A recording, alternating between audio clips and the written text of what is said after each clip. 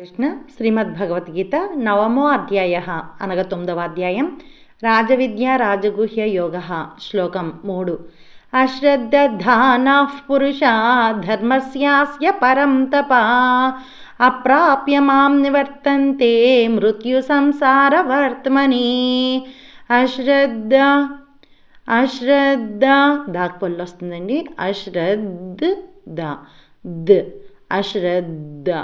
అశ్రద్ధ ధానా విసర్గాల దగ్గర ఎఫ్ పలుకుతామండి. ఇక్కడ పా ఉంది కాబట్టి అశ్రద్ధ ధానా పురుష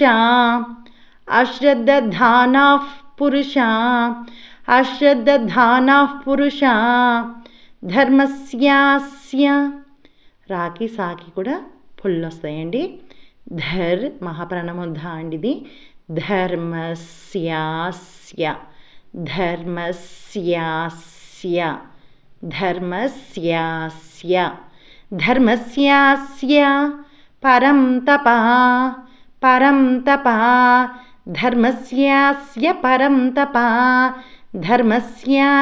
పరం తపా అప్రాప్య పాకి పుల్లు వస్తుందండి. అప్రాప్య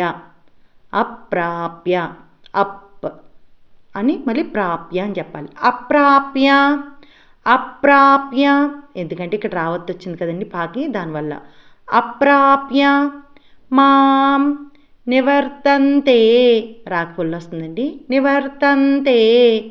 నివర్తంతే అప్రాప్య మాం నివర్తంతే మృత్యు తాకు పుల్లు వచ్చి యాకుకారం అండి.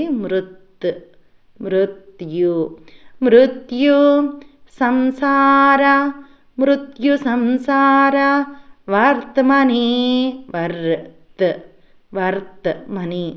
రాకి తాకి కూడా పొల్లు వస్తుందండి. వర్త్మని ఈ విధంగా మృత్యు సంసార వర్త్మని అశ్రద్ధధానః పురుషా ధర్మస్యాస్య పరం తపా అప్రాప్య మాం నివర్తంతే మృత్యు సంసార వర్త్మని. హరే కృష్ణ.